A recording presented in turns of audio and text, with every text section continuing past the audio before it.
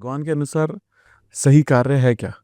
देखिए, किसी जीव की हिंसा न करना, किसी से द्वेष नहीं करना, किसी को कष्ट नहीं देना, मन से, वचन से, कर्म से किसी को तकलीफ ना हो। क्योंकि देखिए, हर किसी को प्रसन्न करने का ठेका हमने नहीं ले रखा है। वो इसलिए हम नहीं आए कि हम दुनिया को रिझाएं, लेकिन किसी को हम तकलीफ ना दें, इसका ठेका हमने अवश्य ले रखा है।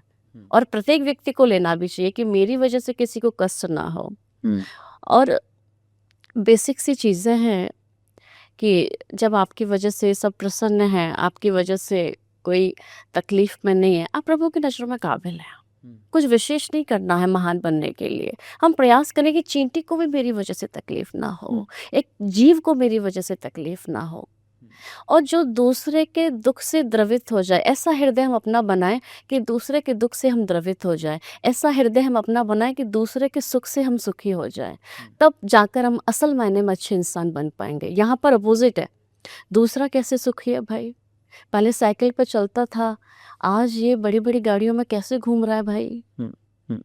तो ये जो इस प्रकार का जो हम व्यवहार लेकर बैठे हैं ना, ये भगवान की नज़रों में बहुत गलत है। और भगवान हमेशा एक बात कहते हैं कि ये जो तुम बनावटीपन करते हो ना, ये मुझे बिल्कुल अच्छा नहीं लगता। ऊपर से कहते हो नमस्कार, और मन में सोच रहे होते जब तू मेरी गली में आएगा ना तब तुझे बताऊंगा।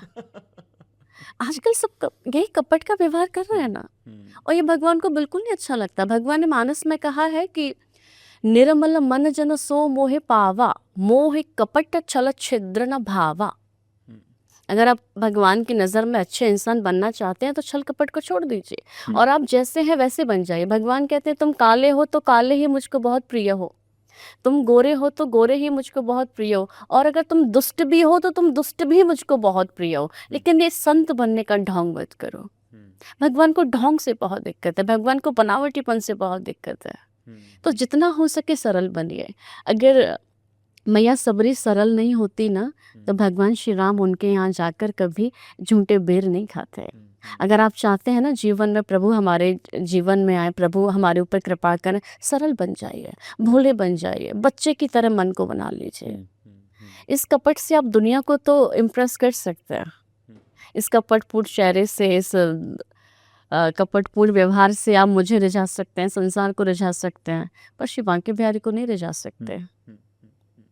और मैं हमेशा एक बात कहती कि अपने आप को ऐसा बनाओ कि श्री बांके बिहारी की नज़रों में नज़रें डालकर हम बात कर पाए। क्या बात है। कि प्रभु हम आपके वो बच्चे हैं जिसने कभी किसी को तकलीफ नहीं दी, जिसने कभी किसी का दिल नहीं दुखाया। ऐसा काम करें ना अपन की श्री बिहारी जैसे नेत्रों से नेत्र मिला पाए। ऐसा काम नहीं कि श्री ठाकुर जी के सामने जाने में भी शर्म है कि प्रभु क्या सोचेंगे। बहुत ही सुंदर। अक्सर मैं ये देखता हूँ बहुत जगह पर इस सवाल मैं आपसे भी पूछना चाहूँगा, भगवान श्री कृष्ण और भगवान राम, क्या ये एक ही रूप है? बिल्कुल, भगवान श्री कृष्ण में और भगवान श्री राम में बिल्कुल भी अंतर नहीं है, लेश मात्र भी अंतर नहीं है।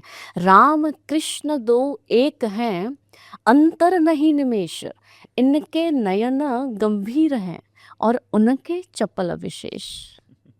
दोनों एक ही तत्व है, बस एक छोटा सा अंतर है कि हमारे राम जी के नेत्रों में गंभीरता है और भगवान कृष्ण के नैनों में चपलता है। हमारे प्रभु श्री राम मर्यादा पुरुषोत्तम है और हमारे श्री कृष्ण लीला पुरुषोत्तम है, केवल इतना ही अंतर है। इसलिए संत जन हमेशा एक बात कहते हैं कि राम जी ने जो अपने जीवन में किया है वो प्रत्येक व्यक्ति को करना चाहिए, और कृष्ण ने जो अपने जीवन में कहा है वो प्रत्येक व्यक्ति को करना चाहिए। क्या बात है, क्या बात है। क्योंकि कृष्ण के किए हुए को हम कर नहीं सकते। एग्री। अब 7 दिन के छोटे से कन्हैया ने पूतना मारी थी, हम मार सकते हैं? नहीं मार सकते। अब छोटे से कन्हैया ने 7 दिन तक 7 कोस लंबे चौड़े गिरिराज जी को कन्नी उंगली पर धारण करके रखा था, हम रख सकते? हम नहीं रख सकते। तो कृष्ण ने जो अपने जीवन में किया है उसको करने के विषय में हम सोच भी नहीं सकते, करना तो बहुत दूर की बात है। लेकिन प्रभु श्री राम ने जो आदर्श प्रस्तुत किया है समाज के लिए उसे हम जरूर कर सकते हैं। और प्रभु श्री राम क्या करते थे? प्रातः काल उठ के रघुनाथा, मात पिता गुरु नावहि माथा। जो अखिल ब्रह्मांड के नायक हैं, जब वो परमेश्वर लीला करने के लिए संसार में आए और उस समय जो उनके माता पिता बने, तो अखिल ब्रह्मांड के परमपिता परमेश्वर प्रभु श्री राघवेंद्र सरकार प्रातःकाल होते ही अपने माता पिता गुरु के चरणों में प्रणाम करते थे। अब हम में से ऐसे कितने लोग हैं जो ये काम करते हैं? तो प्रभु श्री राम के आदर्शों को अपनाने की आवश्यकता है, क्योंकि प्रभु श्री राम, मुझे ऐसा लगता है कि मानव चरित्र से अगर सबसे वैसे भगवान के 24 अवतार हैं और 24 ही अवतार बहुत वंदनीय हैं, लेकिन मानव चरित्र से जो ज़्यादा जुड़े हुए हैं वो है राम अवतार और कृष्ण अवतार। और भगवान कृष्ण वो तो अद्भुत हैं भैया, उनके बारे में तो हम क्या ही कहें। ना तो इस वाणी में सामर्थ्य है, ना ही हमारे शब्दों में कोई शक्ति है कि हम कृष्ण की महिमा का बखान कर पाए।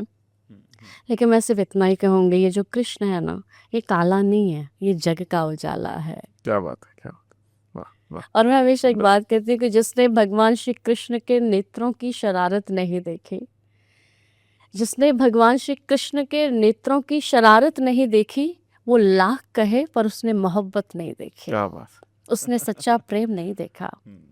श्री कृष्ण अद्भुत है, जो दुष्टों को भी रिझा लें। अब भगवान श्री राम भी अति सौंदर्यवान है। भगवान श्री राम का जो सौंदर्य है उसे शब्दों में वर्णन नहीं किया जा सकता। बाबा वाल्मीकि ने बहुत सुंदर वर्णन किया है, रोंगटे खड़े हो जाते हैं जब हम उस चरित्र को पढ़ते हैं। तो क्या हुआ, जब खरदूषण भगवान से युद्ध करने के लिए आए, जब लक्ष्मण जी ने शूर्पणखा के नाक कान को काट दिया, तो खरदूषण युद्ध करने के लिए आए। अब जैसे ही खरदूषण ने हमारे राम लक्ष्मण को देखा, तो जो बहुत आतताई हैं, जो बहुत दुष्ट हैं, जो भगवान से लड़ने के लिए आए हैं, उनका हृदय परिवर्तित हो गया और आपस में कहने लगे, भाई ये लोग मारने लायक नहीं है, ये तो प्रेम करने योग्य है, ये तो बहुत सुंदर है। तो हमारे प्रभु तो ऐसे हैं जिनको देखकर उनके शत्रु भी रीझ जाते थे, जिनके शत्रु भी उनको देखते ही रह जाते थे। तो राम कृष्ण दोनों में कोई अंतर नहीं है। भगवान ने गीता जी के 18वें अध्याय में बात कही है कि सर्वधर्मान्य परित्यज्य मामेकं शरणं व्रज अहम त्वा सर्व पापेभ्यो मोक्षयिष्यामि मा शुचः। कि हे अर्जुन, तू संपूर्ण धर्मों को छोड़कर, संपूर्ण कर्तव्यों को छोड़कर मामेकं शरणं व्रज, मेरी शरण में आ जा। देखिए, राम जी ने कभी जीवन में एक बार नहीं कहा कि मैं भगवान हूँ, मेरी शरण में आओ। और भगवान श्री कृष्ण ने कभी इस बात को छुपाया नहीं। भगवान कृष्ण सदैव कहते थे, मैं भगवान हूँ, मेरी शरण में आओ, मैं भगवान हूँ। तो जब भगवान के सखा इस बात को सुनते थे, तो भगवान के सखा बड़ा हंसते थे। भगवान के सखा कहते थे, एक बात बता, तूने ऐसे भगवान वाले कौन से काम करे हैं? अपनी ब्रजभाषा में श्री ठाकुर जी से बात करते थे। तो भगवान ने कहा, क्यों? देख, मैंने पूतना मारी, मैंने अघासुर मारा, मैंने बकासुर मारा, मैंने धिनकासुर मारा, मैंने अरिष्टासुर मारा, मैंने बड़े बड़े सुर मारे।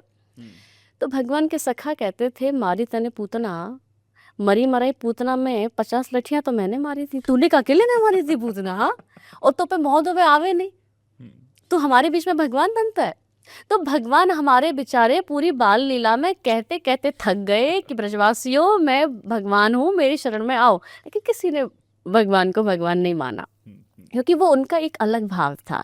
वो श्री कृष्ण को अपना सखा समझते थे, वो श्री कृष्ण को अपना भाई समझते थे। उन्होंने श्री कृष्ण को कभी भगवान माना ही नहीं। और श्री कृष्ण को आप चाहे किस भी स्वरूप में भजें, लेकिन भजें। चाहे भगवान को आप अपना भाई बना लें, चाहे भगवान को आप अपना स्वामी बना लें, चाहे भगवान को आप अपना मित्र बना लें, लेकिन कोई संबंध होना चाहिए। जो संबंध हो जाता है ना, तो फिर आना जाना एकदम पक्का हो जाता है, यारी एकदम पक्की हो जाती है। तो श्री कृष्ण से अपना संबंध बना लें। बहुत और प्रभु बहुत अद्भुत है।